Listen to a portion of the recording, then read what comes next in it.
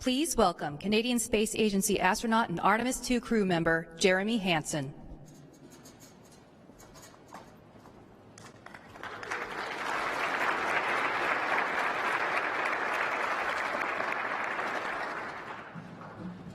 Madam Vice President, Council members, our audience here and online today, it is an honor for me to be with you all. I am Canadian Space Agency astronaut Colonel Jeremy Hansen, and I have the privilege to represent Canada as one of 4 astronauts who will fly on Artemis II. My 3 NASA crewmates, Christina Cook, Victor Glover, and Reed Wiseman, and I will fly on Artemis II around the moon.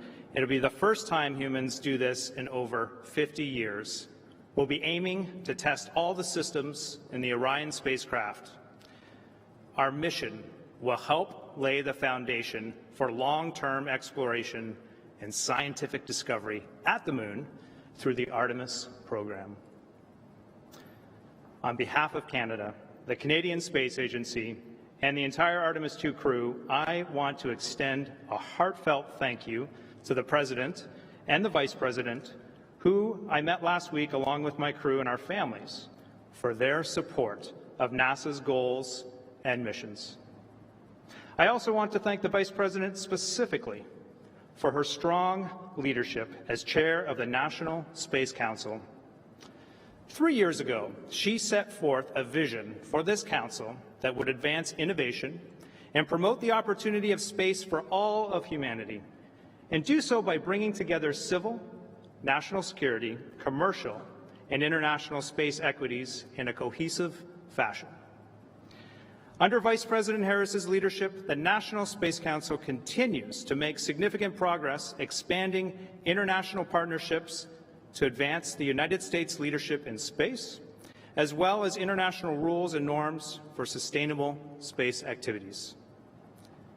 Further, thanks to the initiatives led by the Vice President, with support from the NASA Administrator and Secretary of State, the United States has brought together an international coalition of Artemis Accord signatories to ensure that space exploration is conducted in a safe, sustainable, and collaborative manner. This is an example of true leadership.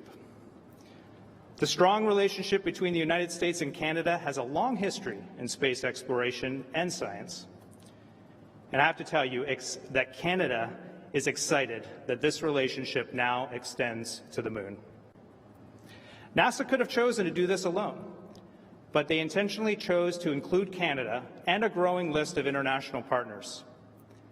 This extraordinary example of U.S. leadership leverages our collective expertise, and it is not only sincerely appreciated, but it is urgently needed in the world today. Artemis is supported by tens of thousands of people across the globe, including a growing commercial space industry that is boosting innovation, technological ingenuity, economic opportunity, and both international government and industry partnerships. I would like to commend the Vice President's leadership, which extends beyond human space exploration. It includes expanding global Earth observation satellite capabilities to combat the climate crisis, ensuring space capabilities can meet national security needs, and growing the space economy. All these activities are rooted in international partnerships. As you can see, the endless possibilities of space unite us, and discovery strengthens diplomacy here on Earth. Together, we are inspiring the Artemis generation. We are proving that with collaboration and partnerships, we can improve life here on Earth. It is now my distinct honor to introduce a champion for global alliances and breaking barriers, both in space and here on Earth, the Vice President of the United States of America, Kamala Harris.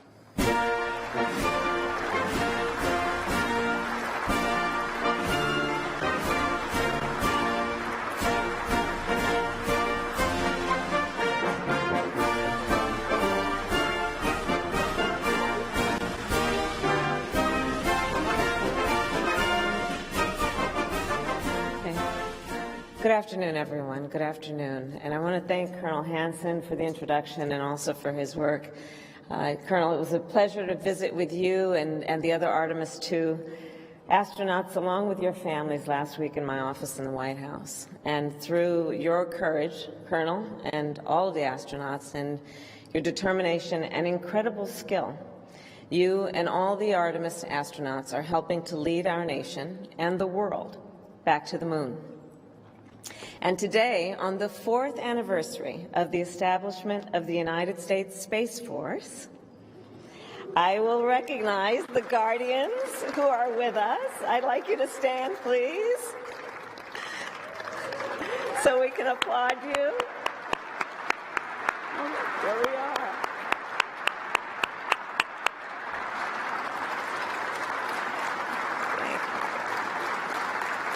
Thank you each and all of you collectively for the work that you do. You make our nation so proud. And thank you for your service. So with that, welcome everyone to the 3rd convening of our National Space Council, including the members of our administration, the private sector leaders who are here, and of course our international partners. The mission of the National Space Council is to preserve and advance America's leadership in space. For generations, our nation has led the world in the exploration and use of space. And in the coming years, one of the primary ways we will continue to extend that leadership is by strengthening our international partnerships, combining our resources, scientific capacity, and technical skill with that of our allies and partners around the world, all in furtherance of our collective vision. Here today are representatives from 33 nations, long-standing and new partners, all committed to work together in pursuit of shared priorities. And today, then, I will discuss 3 of those priorities for space: tackling the climate crisis, establishing new international rules and norms, and advancing human space exploration. On the issue of the climate crisis, earlier this month, I was with many of you where I represented the United States at COP28. There I declared, nations must work together with more ambition and urgency to protect our world from climate disaster and to advance climate action. Here, I will add that to that end, we must also work together in space. Today, citizens, scientists, and policymakers around the world rely on images and data collected in space to help fight against the climate crisis, to track deforestation, to predict the path of hurricanes and wildfires, to measure greenhouse gas emissions, and to help reduce pollution. As part of this work, earlier this year, I received a briefing at NASA Goddard on the innovative partnership we have with South Korea and the European Union to use satellites to track global air quality. However, in that briefing, I noticed a gap during the presentation. The Southern Hemisphere, it wasn't covered. The result, of course, being that policymakers and public health officials across South America and the continent of Africa may not have access then to important data, to issue, for example, air quality warnings, to draft clean air laws, to hold polluters accountable. So to fix this problem, we worked with our partners at the Italian Space Agency, and next year we will launch a satellite to collect air pollution data across the Southern Hemisphere, data that invariably will help hundreds of millions of people. Global collaboration to take on global challenges.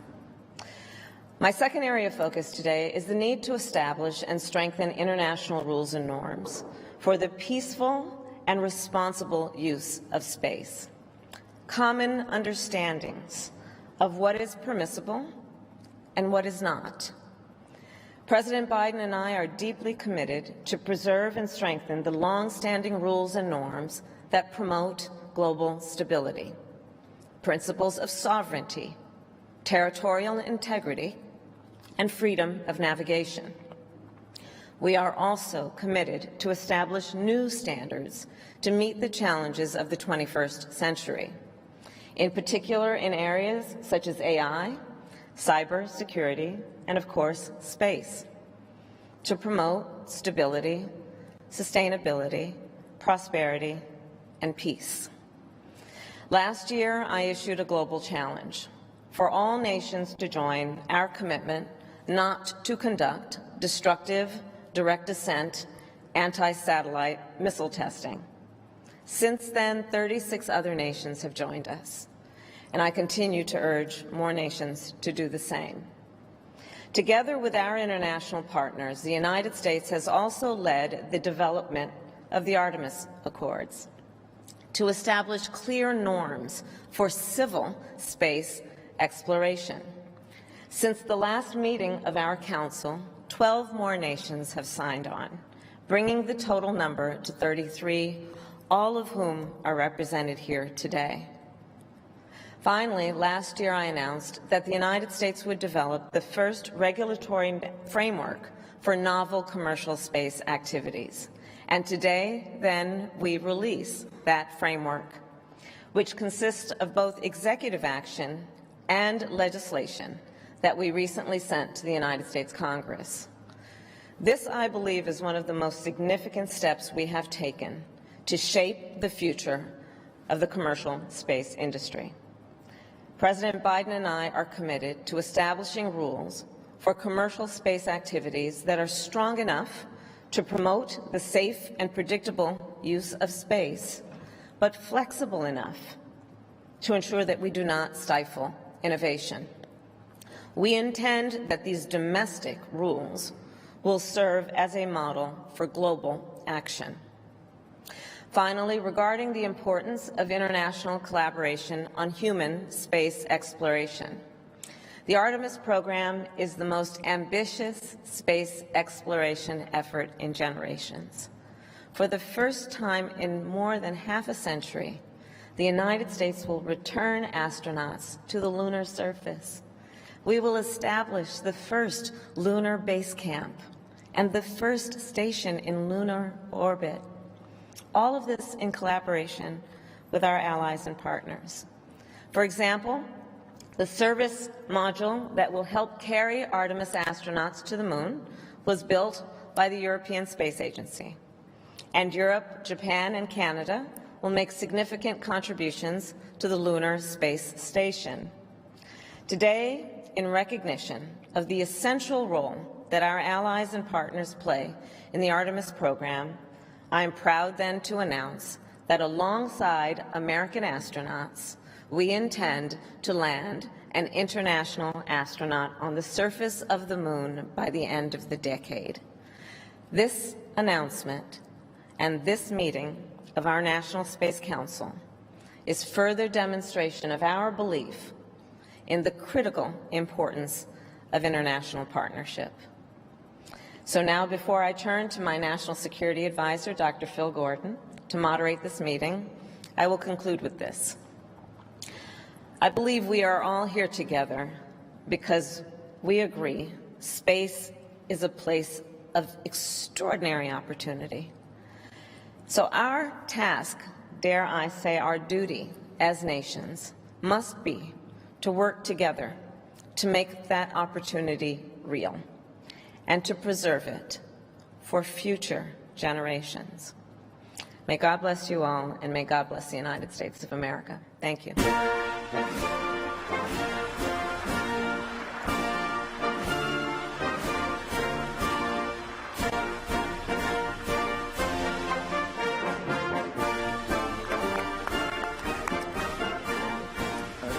Thank you very much, Madam Vice President, and thanks sincerely to everybody here for joining us today. As the Vice President said, we will now pivot to the actual proceedings of the Council. I'm going to propose that we break the discussion up onto three main topics. The first is the role of international partnerships in space as a source of American leadership and strength. Second, the societal benefits that space provides to us here on Earth, including in areas such as fighting the climate crisis and creating good jobs. And then finally, but hardly least, the issue of our efforts to lead the world, as the Vice President just announced, in a return to the moon. Starting with international partnerships, obviously that has been a cornerstone of this administration's foreign policy in general. It is certainly something that applies to space, and a particular priority of the Vice President has been promoting international rules and norms in space. And so I'd first like to turn to Secretary of State Blinken to brief the group and the Council on his efforts at the top of the State Department to advance these goals, as well as to promote U.S. leadership in space more generally. Secretary Blinken. Phil, thank you very, very much. And it's wonderful to be with everyone here today, as well as in this remarkable and historic space. And I want to start by thanking the Vice President for not just convening us today, but for her stewardship of the National Space Council.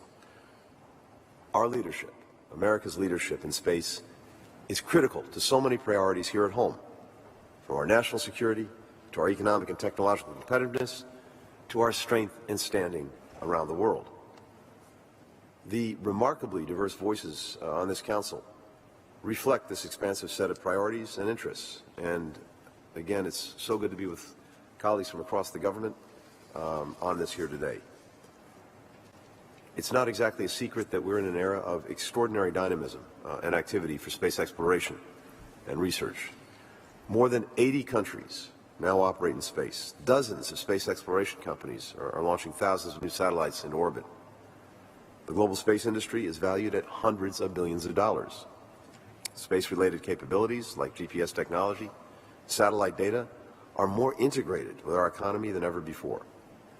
At the same time, I think we all know that new challenges have arisen, including from our strategic competitors. The landscape in which we operate now is far different than it was 6 decades ago when President Kennedy launched the mission that put a man on the moon. But our responsibilities are no less important, both for our own people, but also for humankind. Our obligation today is to shape the future of the space environment so that it benefits all. Those benefits are maximized for people around the world and for generations to come. From our perspective, one of the most effective ways that we can do this is by leveraging our partnerships. By leading with diplomacy, we are best positioned to advance discoveries that benefit us at home and that bolster our leadership around the world. We know from experience that collaboration on space delivers. And we've seen that most recently with the launch of the James Webb Space Telescope and the landing of a rover on Mars, both projects that were made possible by international partnership and international collaboration.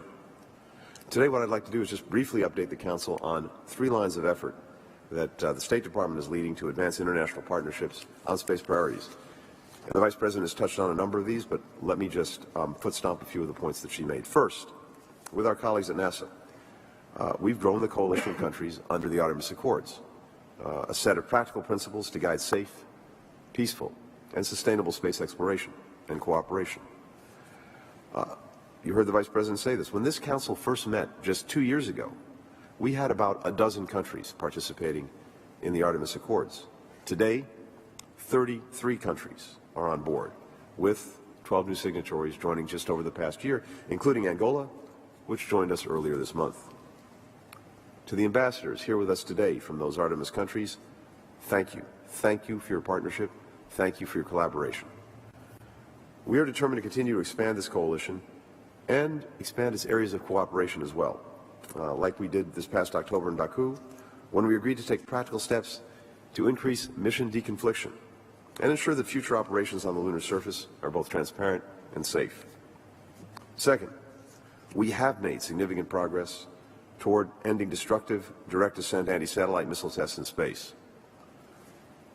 A single test can release thousands of pieces of debris into space, and we know it takes only one piece of debris, traveling at thousands of miles an hour, to destroy a satellite or threaten the life of an astronaut. Since Vice President Harris committed in April 2022 that the United States would refrain from conducting anti-satellite missile tests, 36 countries, as you've heard, have pledged to do the same. Next year, we'll continue our diplomatic efforts to establish this as an international norm. Third, we're laying the groundwork for future international collaboration. A few months ago in May, the State Department released our first ever strategic framework for space diplomacy. We're leading with diplomacy, advancing space policy to leverage space activities to meet a wider range of diplomatic goals. For example, making progress on the climate crisis, contending with pollution, dealing with illegal, underreported, and unregulated fishing. As part of those efforts, we're continuing capacity building outreach to emerging spacefaring nations. And here, these partnerships, the transfer of knowledge, the transfer of expertise, is in many ways one of our most powerful exports. We're also modernizing our diplomatic workforce to ensure that they have the skills that they need to advance U.S. interests and maintain American leadership in space. Early next year, we'll add an expert focused on space to our Science Envoy program at the State Department. One of the most remarkable powers of space exploration is its ability to bring people together across geographies in pursuit of knowledge of the wider universe and in pursuit of progress right here on Earth. So for the State Department, I can tell you we look forward to continued close collaboration with this Council, with our partners abroad, as we strive together to reach new frontiers. Thank you very much for being here today. Phil. Thank you, Tony. Thank you, Mr. Secretary. Thank you. So I want to turn next to National Security Advisor Jake Sullivan. Jake, you've been leading efforts at the NSC to integrate space into our overall national security policy, and I know you've put a premium on international partnerships and alliances, and I'd ask you to brief the Council on those efforts. Thank you, Phil. And building on both the Vice President and Secretary Blinken, and to your question, we see national security, economic security, climate security, food security as all interrelated, and all of them interrelated with space security.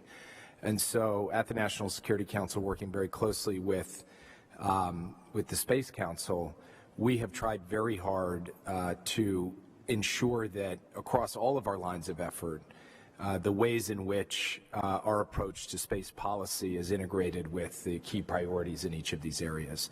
You mentioned one in particular, and it picks up on the third line of effort that Secretary Blinken just laid out that the State Department is leading, and that is how we mobilize the whole government to deepen partnerships in space, because when we are working together with the range of countries represented in this room and others as well, it enriches all of us and puts us all in a better strategic position. So just in the course of the last few months, we've seen significant advances in terms of our partnerships. We recently signed a new technology safeguards agreement with Australia, for example, which promotes greater cooperation between our space industries and greater protections for sensitive launch technology. We've started a new initiative with Chile to build out Latin America's regional space industry so we can better seize satellite technology to tackle the biggest challenges of our time, like climate change and food insecurity. And Chile will probably be quite interested in the satellite coverage of the Southern Hemisphere that the Vice President just announced alongside Italy. We created a first-of-its-kind trilateral dialogue on space security with the ROK in Japan, focused on countering space security threats and aligning our space security strategies as well. And we're developing plans to launch a new $1.5 billion Earth observation satellite with India, which will map the entirety of the Earth's surface every 12 days by early next year. And if you look back over the course of the last 2 years, we've led comprehensive dialogues with countries like Japan and France on space, and these have become templates that we're now extending to other countries as well, and they've led to groundbreaking commitments to strengthen commercial cooperation, enhance the resilience of our systems, and promoting responsible behavior in space as well. And all of this cooperation is only going to become more important as both the opportunities in space evolve and the threats in and to space evolve as well. And speaking of threats and challenges, of course, part of the job of the National Security Council is to focus on this aspect as well. So Earlier this year, President Biden actually released new classified space security guidance, which lays out our policies for our national security space community, and I want to thank all of the members of that community who are here in the room today. It lays out plans to counter emerging threats and protect our national interest in space, but also the interests of allies and partners, and to protect the norms and rules that Secretary Blinken and the Vice President spoke about. And part of this fundamentally is about increasing integration with our allies and partners on space, on resilience, on operations, on capabilities, on information sharing. So we now at the NSC are driving the implementation of this alongside all of the public-facing elements of our integrated space strategy that you will hear over the course of the rest of the meeting today. And finally, I just point out that we are continuing to ensure that our regulations, like export controls, are protecting against weapons proliferation without interfering with, and in fact, while promoting space innovation. So together with our partners, our goal remains fundamental, and that is to ensure that space is sustainable, safe, stable, and secure. And that is what we intend to do in partnership with all of you. And that goes for all of our partners, both around the world and all of our partners across the interagency reflected on this dais here today. So thank you, Phil. Great. Thank you, Jake. I want to turn next to the Director of National Intelligence, Avril Haines. And Avril, I know how much the two previous speakers rely on the work that you do, and I know how much the work that you do relies on space and how important it is not just to U.S. national security, but to our allies and partners as well. So I would ask if you could brief the group and the Council on how you see the current threat environment, including the issue of cyber threats to all of these capabilities. Absolutely. No, thanks very much, Phil. And I really want to say upfront just how much the intelligence community appreciates the leadership that the Space Council has had in this area under, obviously, the Vice President's tutelage, and just to promote security, safety, resilience in the space domain so as to allow for the kind of exploration and use of space that we all recognize is critical to our future. And of course, in the IC, as you say, we try to do our part by helping, the folks around this room, but also more generally the American public understand the threat landscape, and unfortunately, it is becoming increasingly challenging in space. As we highlighted in our annual threat assessment this year, there are a number of growing threats in not just our, but also our allies and partners' space-based capabilities that we are focused on. And to be clear, many of these threats present themselves not only to national space-based assets, but also to commercial systems.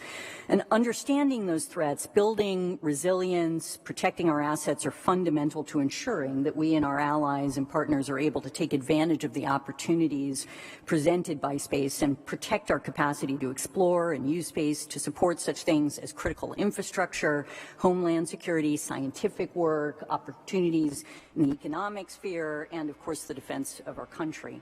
And the threats we're monitoring include physical threats, electronic warfare, and, as you noted, cyber threats, really to ground sites and to space-based infrastructure. China and Russia in particular continue to invest heavily in and are fielding counter-space weapons that can jam satellites, ground-based capabilities that can do the same, directed energy weapons, and space-based anti-satellite weapons that are intended to disrupt, to damage, destroy, target satellites, including through kinetic attacks. And these include weapons that, when used, are likely to create debris fields that can degrade the space environment and pose risks for other space-based platforms for years, obviously prompting the very work that the Vice President talked about, as did Tony.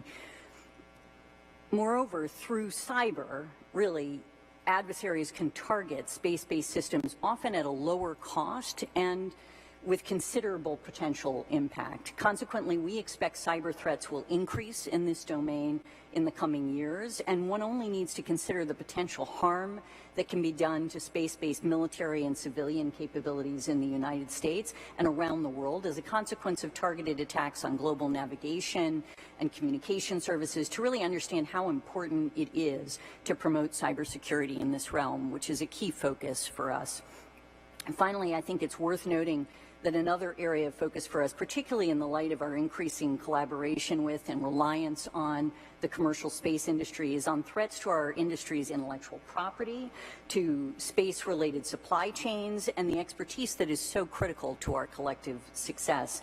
And in every respect, we recognize that our partnerships, not only with allies and partners who are represented in the room today, but other state partners and private sector, is fundamental to our work. These partnerships, which we've been expanding and strengthening across the IC for the last several years, are essential for understanding space, designing the international norms, and promote peace that have been discussed, promoting collective action, and accessing the expertise and knowledge needed to produce a more secure and safe environment in which to innovate and realize the potential opportunities offered by space for the benefit of all. And I'll just leave it at that. Perfect. Thank you, Avril. That's great. I want to turn now to our colleagues from the Department of Defense, and we have Deputy Secretary of Defense Kathleen Hicks and the Vice Chairman of the Joint Chief of Staff, Admiral Chris Grady. And I think just as we've said that space and international partnership is important to the domains we've discussed in diplomacy, national security, intelligence, I think our colleagues will confirm that it's equally true at the Department of Defense, and especially as we see our allies and partners increasingly develop their own military space capacity, we feel it's important to expand our cooperation with them. So let me turn it over to our DoD colleagues, starting with Deputy Secretary Hicks. Great. Thank you very much, Phil. And I'm here on behalf of Secretary Austin, who's on his way back from the Middle East. So as you suggested, just as space touches every aspect of our lives, it touches every aspect of the Defense Department, communications, navigation, reconnaissance, and beyond. And space can be a game changer in modern conflict, as we've seen in Ukraine. In space, as everywhere else, as Phil suggests, the military operates with a global network of increasingly capable spacefaring allies and partners, and we've been expanding space cooperation and advancing U.S. leadership and strength in several ways. First, our Combined Space Operations Initiative now includes 10 nations: Australia, Canada, France, Germany, Italy, Japan, New Zealand, Norway, the United Kingdom, and the United States. We're working together to improve space collaboration, operations, information sharing, and interoperability. Next is the Deep Space Advanced Radar capability, part of our AUKUS initiative with Australia and the UK. With sites in each nation, it will help continuously detect, track, identify, and characterize deep space objects. A third example is resilient space architectures. For a long time, you could count space constellations by the handful. Satellites the size of school buses that took decades to buy and build and years to launch. But now we're also leveraging proliferated constellations of smaller, resilient, lower-cost satellites. Some launch almost weekly, deploying dozens of payloads each time. America's dynamic space sector enables it all. Since 2018, the United States has outpaced the PRC's growth in space launches and payloads by 2 to 12 times. From that standpoint, the space race has become a space chase. And DoD believes the new framework for novel commercial space activities will enable even more, fostering a competitive environment that attracts new investment, encourages innovation in novel space activities, and benefits the economy and national security. And let me turn to the Vice Chairman of the Joint Chiefs of Staff, Admiral Chris Grady. Thank you, Madam Secretary. Phil, thanks for leading this panel today. Thanks to the Vice President, and thanks to all of my colleagues for their leadership. Recent conflicts, I believe, have starkly illustrated the indispensable role in our defense capabilities. And indeed, in my view, space has emerged as our most essential warfighting domain, integral to our national security, our coalition interoperability, and our global stability. And it is through our mastery of this domain, mastery together with all of our allies and partners, that we gain unparalleled clarity in visualizing the battlefield, a perspective that is vital for informed, rapid decision-making, for precision effects, and ultimately for the awareness that we need to best defend our nations. This pivotal role in space and in our space defense strategy is epitomized by the global positioning system that you see over there on the far right, am I right?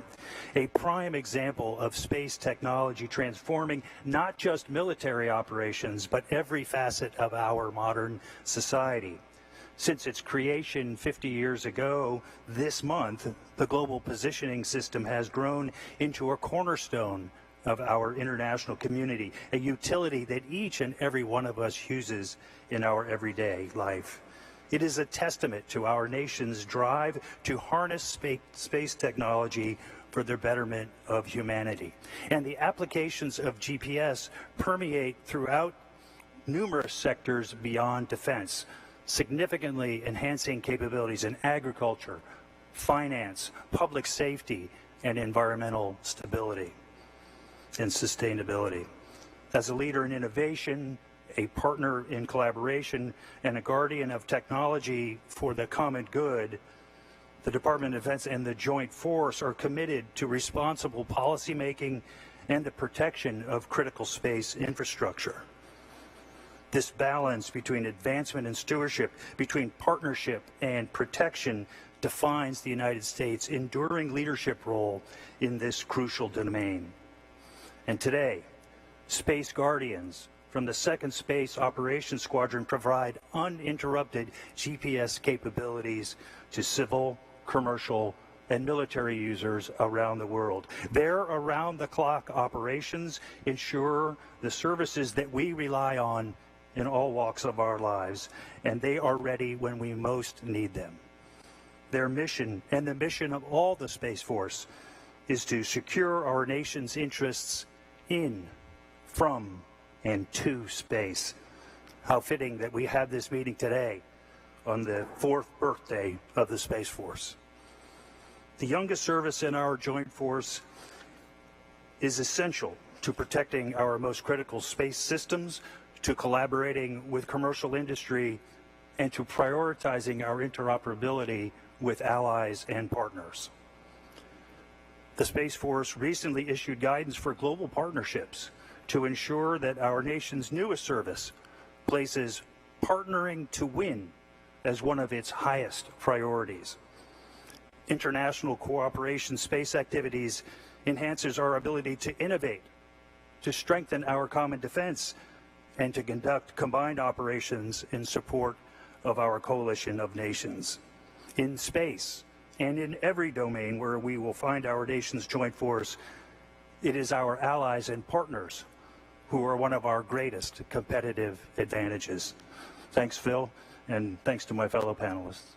Great. Thanks, Chris and Kath, and thanks to all of our opening speakers for really interesting and concise briefings, but even more importantly for the work that they have done since the last meeting of this council. And I think the discussion really underscores what we said at the top and what the Vice President said, which is that international partnerships are critical to all of this work.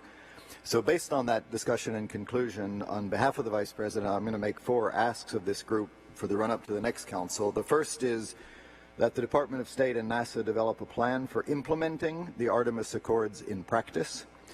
Second, that the Department of State and Defense continue to strengthen outreach to nations to encourage further commitments not to conduct destructive direct ascent anti-satellite missile tests.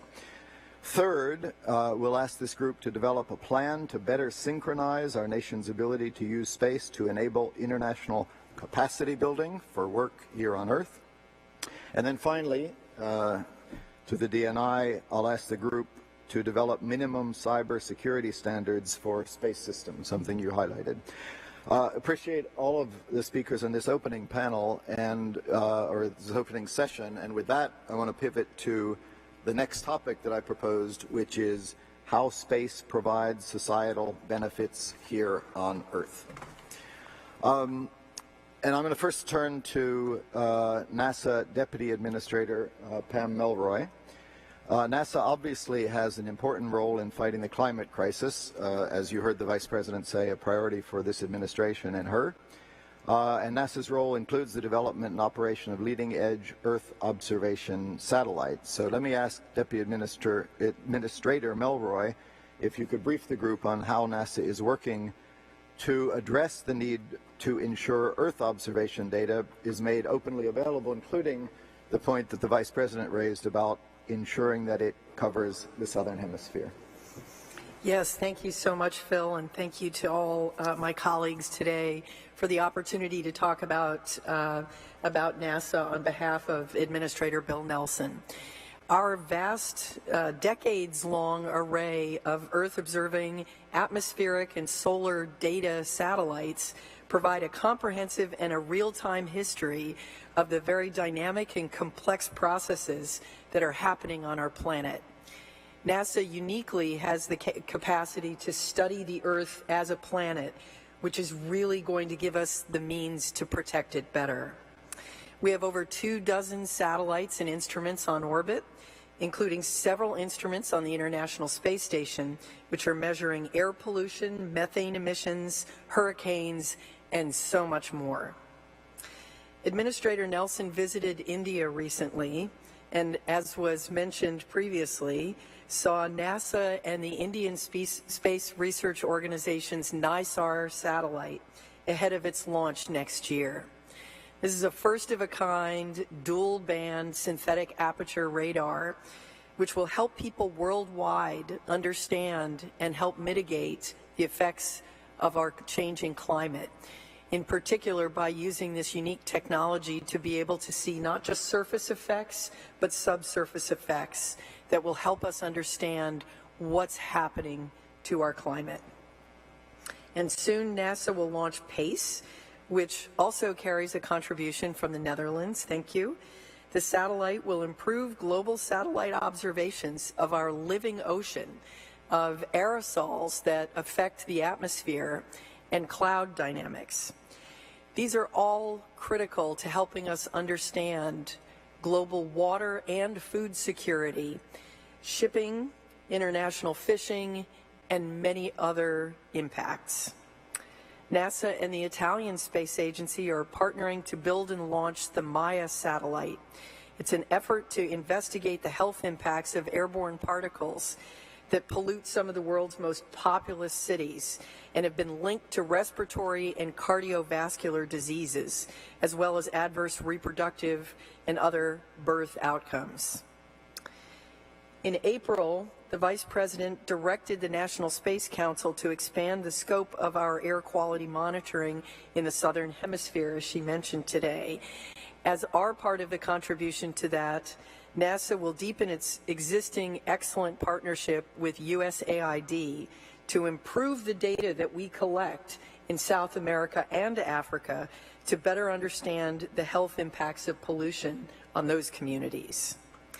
And we're making this data available throughout the world. We made a special stride forward in that this year by making it more accessible through our recently launched Earth Information Center, which provides readily usable and accessible data to enable global understanding and also inspire the next generation as only NASA can. Thank you. Thank you, Pam. That's great. I want to, sticking with the issue of climate and the environment, I'm going to turn next to our Deputy National Climate Advisor, Mary Frances Repko. Space-based information is obviously an essential element of our ability to measure and monitor and mitigate and adapt to the Earth's changing environment. So I'd like to ask Mary Frances to provide this group an update on the administration's overall efforts to use space to fight the climate crisis. Thank you so much for this opportunity to be here with you today and to address the diplomatic corps assembled and the National Space Council. I think popularly, it might seem to some peculiar that the Deputy National Climate Advisor would be here to discuss matters of space until, as the Vice President mentioned, you look deeply at the important intersection of our space policy and of our climate policy. The reason we look to the leadership of space experts in addressing climate change in the Climate Policy Office at the White House has to do with the tremendous detection capability of our satellites, both, as the Vice President mentioned, to describe the impacts of climate change, including deforestation, climate-fueled extreme weather, but also for its ability to detect pollutants of concern. One such pollutant of particular focus for us in the Climate Office is methane, because it is a climate superpollutant that is many more times potent than carbon dioxide and is responsible for about a third of the warming from greenhouse gas emissions occurring today. In November of 2021, President Biden unveiled the U.S. Methane Emissions Reduction Action Plan, which is a whole-of-government effort to dramatically reduce U.S. methane emissions while protecting workers and communities, creating good jobs, and promoting U.S. innovation. In 2023 alone, federal agencies have now taken nearly 100 actions to reduce methane emissions under that action plan. For example, at the climate talks just earlier this month, we announced a final rule from EPA in Dubai to reduce methane emissions from the oil and gas sector.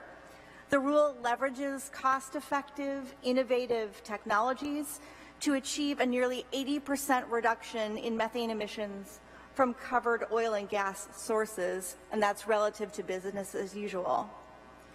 The rule, however, also establishes the first national super-emitter response program, which uses state-of-the-art technologies to rapidly identify major emissions events. And that brings me to the intersection with space policy as has been described. To achieve our climate goals, we are using all available tools to measure, monitor, and detect methane emissions that are otherwise invisible to the naked eye. As was mentioned, NASA has played a pivotal role in this work, and we are deeply grateful for NASA's partnership. As part of NASA's EMIT mission, the agency has used instruments on the International Space Station to detect more than 800 significant methane plumes worldwide just in the past 16 months, particularly from the oil and gas sector. NASA has created a publicly available online map to track these emissions.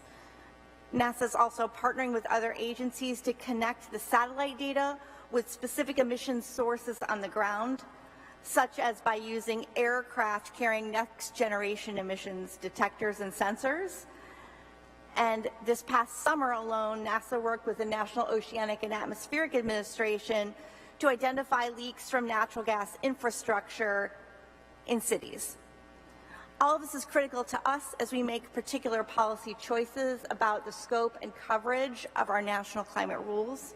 We're now working also to get these kinds of data into the hands of the companies and the workers who can actually go out and fix the leaks and halt these emissions. So in short, for us in the Climate Policy Office, NASA's cutting-edge methane detection work is an integral part of the administration's whole-of-government efforts to slash emissions of this particular superpollutant while creating good jobs, protecting public health, and advancing U.S. innovation. So space policy, it turns out, really is good climate policy. Great. Thanks, Mary Frances. I'm going to turn next to Deputy Secretary of Commerce, Don Graves. And Don, sort of two questions for you. One, just ask you to provide an update on Commerce's work, especially when it comes to space and the climate crisis, but also in particularly for you, how you're working to ensure that our space industry's efforts abroad are able to contribute to well-paying jobs in this country. Thanks so much, Phil, and I want to also thank the Vice President for her leadership in understanding the need to move with haste, and also to Chirag Parikh and the entire National Space Council that has been driving this council to make significant progress in a very short period of time. Secretary Raimondo and I know that the space economy brings myriad benefits to all Americans, and we're using the full weight of the 13 bureaus of the Department of Commerce, a whole-of-commerce approach, to help ensure that the U.S. space industry is able to compete globally and to achieve our national goals. The National Oceanic and Atmospheric Administration, or NOAA, its weather satellites provided sophisticated and precise observations during this year's hurricane and extreme weather events, helping to protect American lives and property.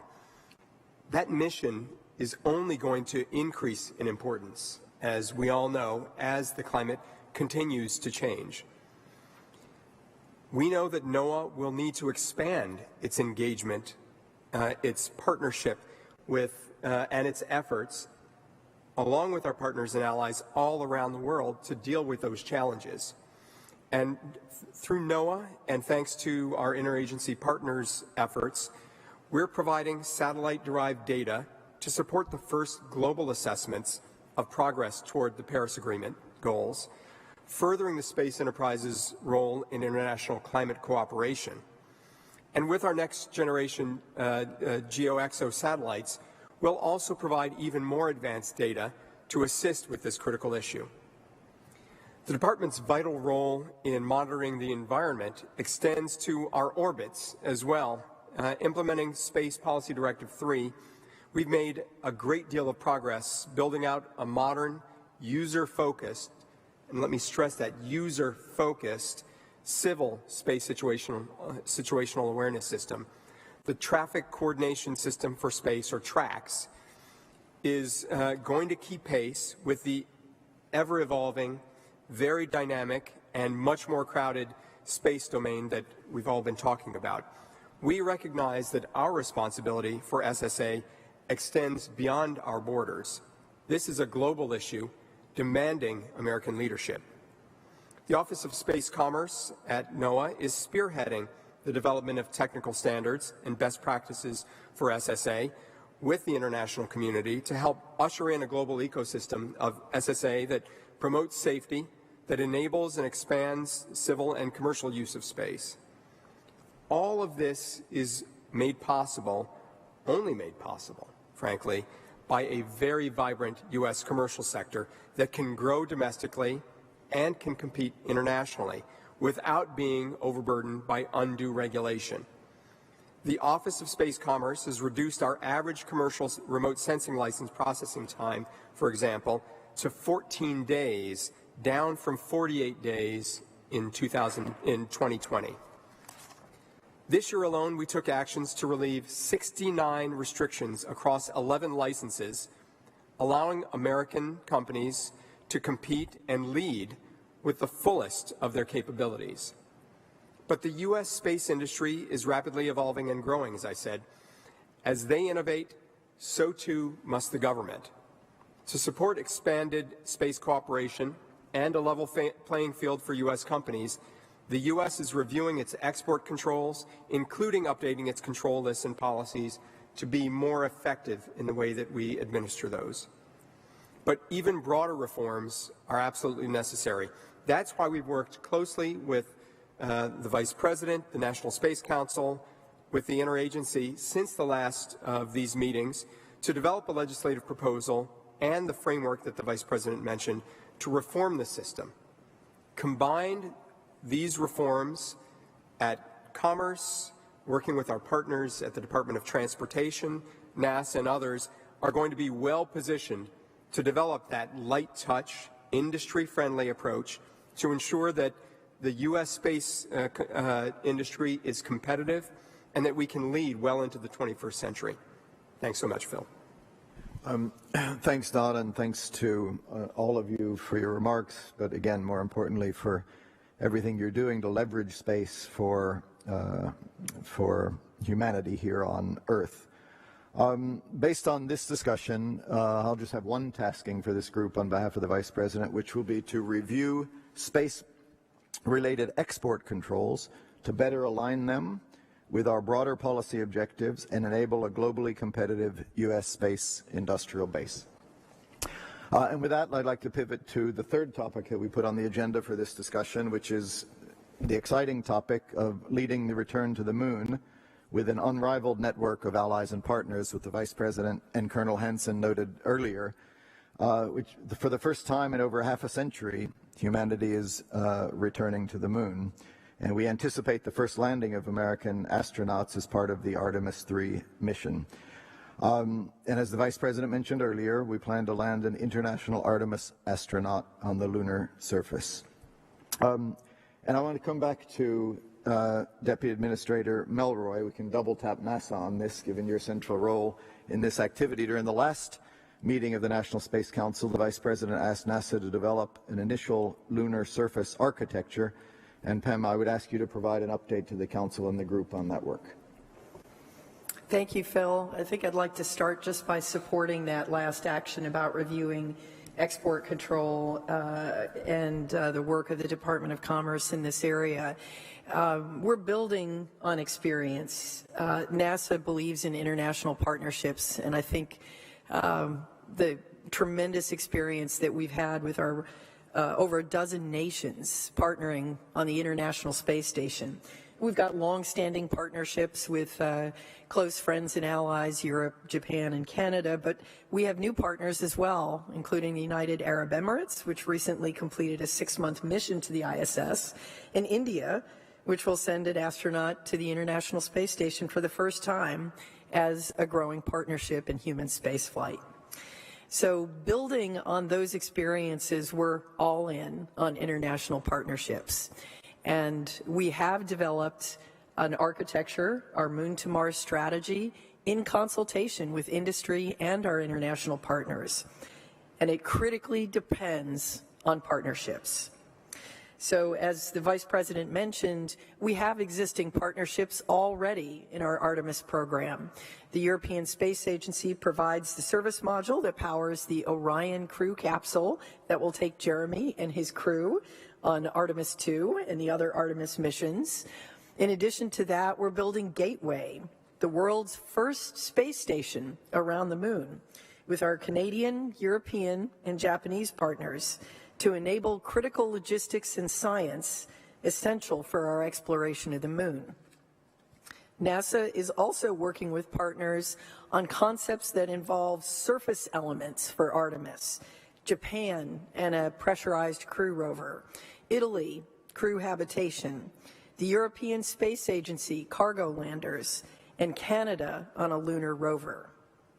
These strategic efforts will advance science, boost our national posture and capabilities, advance responsible behavior, and support a growing space sector with excellent jobs. And as has been mentioned already, how we go is just as important as what we do when we get there. And we believe that the Artemis Accords provides a framework. It's a tremendous global leadership initiative in space policy. And I had the opportunity to talk to some of the representatives of the other Artemis Accords signatories today to thank them for their leadership. But also, I have the opportunity to report out that the signatory countries have been meeting, and we have been hosting workshops to take the next steps, to talk in depth about the principles and how they might be implemented, how we can actually take steps that increase our transparency, and especially we're very focused on non-interference and helping others understand what it is that we are doing. We made tremendous progress last year, and we're excited about our next meeting. And we believe that this will advance the peaceful uses of outer space every bit as much as the technology. Thank you. Excellent. Thank you. I want to turn next to the Deputy Director of the Office of Science and Technology Policy, Stephen Welby. OSTP has a leading role in driving our scientific and technological developments in support of these lunar objectives we've been talking about, and I'd ask Deputy Director Welby to give us an update on that work. Well, thank you, Phil, and let me also thank the Vice President for her leadership and advocacy for space science and technology. Since last year's meeting, OSTP released a national cislunar science and technology strategy in an effort to set a bold vision for the future of cislunar exploration. This is an important step to help support responsible, peaceful, and sustainable exploration of cislunar space. As an example of the impact of this strategy, we're now seeing important work being led by NASA, NSF, with cooperation with OSTP, and with our partners and allies to help explore new astronomical capabilities that might one day reside in the moon's shielded zone, a unique area on the surface of the moon that doesn't receive radio frequency interference from the Earth. The opportunities this allows us to advance scientific understanding and knowledge is enormous. We're very excited to be working with international allies and commercial partners to advance our scientific understanding of the Earth, of the moon, of our solar system, and beyond. When people go on a trip, as our Artemis astronauts will take to the moon, one of the first things they ask is what's the weather going to be when they get there? And space weather is a thing. The solar radiation and the flux of particles has important impacts on the lunar surface and on life here on Earth. For Artemis astronauts traveling to the moon, they'll be supported in the future by two mini space weather stations, one under development by NASA and one under development by our European Space Agency partners to help provide early warnings of harmful radiation and also to help us enhance our ability to forecast space weather events. Space weather events are critical because over the next 2 years, as we reach the peak of the sunspot cycle, we expect an increase in space weather events. As the sun expels plasma and exerts strong magnetic fields that can impact us here on Earth. These can impact electric power systems, water supplies, communication systems, transportation, and much more. To help aid in our preparations to handle these kind of events, OSTP is releasing a new space weather implementation plan today. The implementation plan will direct departments and agencies to help prepare to respond to these events by bolstering our nation's resilience to space weather events. We're committed to improving national preparedness for space weather, and that commitment remains constant and is in fact more relevant and important than ever. Thanks. Thank you. Great. So for our final two sets of comments, I want to turn to the Department of Transportation and then back to Commerce. We have Deputy Secretary Polly Trottenberg from Transportation, and then we'll go back to Deputy Secretary Graves. Earlier today, you heard the Vice President announce the policy framework for regulating a range of novel space activities.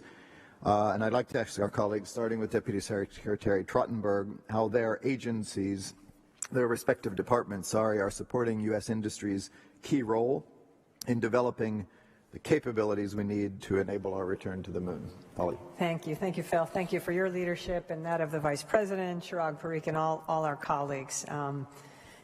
Thrilled to be here on behalf of Secretary Buttigieg. Just in this past year, the Federal Aviation Administration's Office of Commercial Space safely conducted a record 117 launch and reentry activities. 12 of these involved human spaceflight, and 8 were conducted internationally. Given this growth, we're thrilled to be able to discuss the recent National Space Council legislative proposal on in-space authorization and supervision of commercial novel space activities, as my colleague, Deputy Secretary Graves referenced. This proposal was thoughtfully developed by agency experts across the government in collaboration with the National Space Council. It will ensure the Department of Transportation, along with the Department of Commerce, will authorize and supervise commercial novel space activities expeditiously, all while maintaining global leadership and safety. And of course, NASA and Department of Defense have been key participants in this legislative initiative as primary customers of these commercial space services. This proposal supplements existing DOT authorities to ensure continued safe operations of space launches, Earth reentry, and human spaceflight. DOT and Commerce will work collaboratively to ensure the safe operations of commercial human spaceflight and transportation of goods on Earth, orbit to the moon, and beyond. These authorities will continue to be critical as the industry grows and develops new innovative activities that push the boundaries of space exploration and utilization. And these authorities will help ensure the U.S. remains a global leader in aerospace safety and interoperability. On the international front, DOT and the FAA is prioritizing the growth of our global partnerships with over 25 countries. In 2023 alone, the FAA met with UK, Brazil, Australia, Canada, New Zealand, Japan, Italy, Sweden, Norway, and many other nations, virtually on topics that will establish global safety and interoperability for the commercial space industry. These partnerships will enable the recognition of launch-related safety approvals between foreign governments, an important priority for this industry. International recognition of U.S. government commercial space authorizations will reduce duplication between foreign governments, and eliminating dual licensing of a single U.S. space operation conducted from another country simultaneously supports the growth of the U.S. launch industry while not compromising safety. To further enable the growth of U.S. space operations, FAA is also leveraging partners with our international peers to develop a multilateral forum. This will be a place where we collaborate and share best practices on safety, as well as the general operation of launch and reentry sites. The administration's legislative proposal and the framework announced by the Vice President today laid the groundwork for a closer collaboration between the federal government and international partners. And DOT and FAA are excited to continue working with our sister agencies to ensure the U.S. remains a global leader in commercial space transportation. Thank you, Phil. Thank you, Polly. Dom. Thank you so much, Phil. And Polly, thank you again for the fantastic partnership that we've established between Department of Commerce and Department of Transportation. Phil, as you said, and the Vice President said, the U.S. is returning to the moon.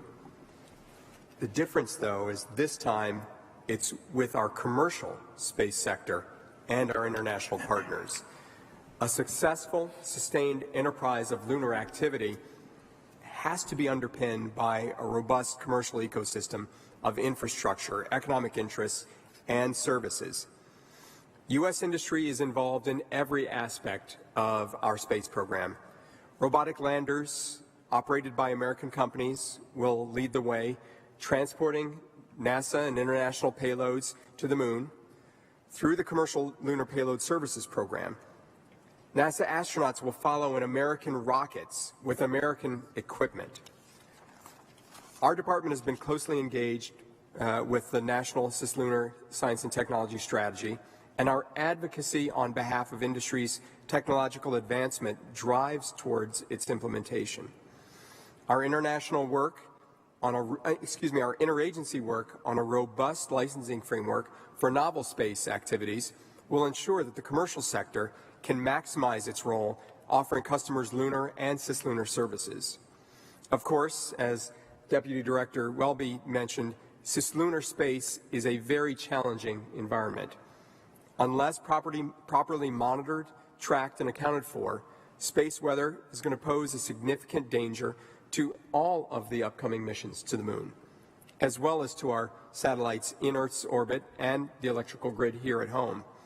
Leveraging the capabilities and assets of our interagency and international partners, including the European Space Agency, NOAA develops, deploys, and sustains operational space weather satellite systems that safeguard society on Earth and enable safe and effective human activities in space.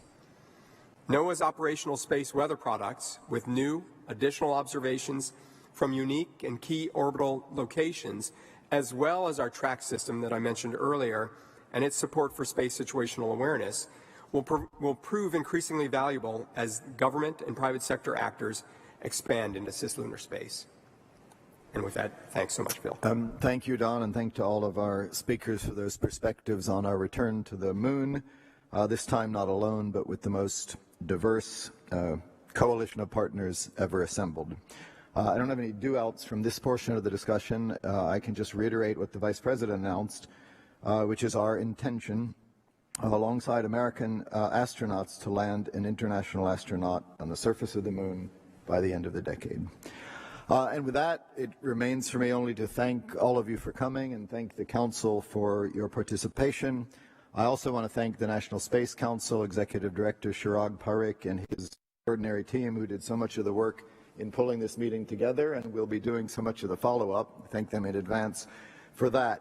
The discussion really demonstrated the breadth and depth and diversity of our partnerships in the field of space. I think you heard from all of our colleagues how important it is to each of them in their respective areas. These partnerships are just vital for U.S. objectives in space, whether those are fighting the climate crisis or strengthening our national security or promoting international rules and norms or creating jobs or leading the future of space exploration as just discussed. So on behalf of President Biden, Vice President Harris, and all of us, I just want to express deep appreciation to all of our partners who have been with us here today. And with that, the meeting is adjourned. Thank you all very much.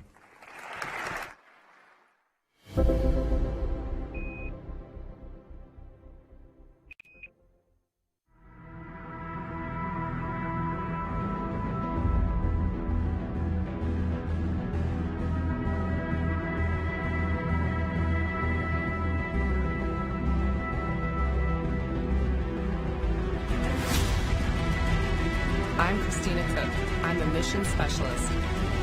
I'm Jeremy Hansen. I'm a Mission Specialist. I'm Victor Glover. I'm the pilot. I'm Reed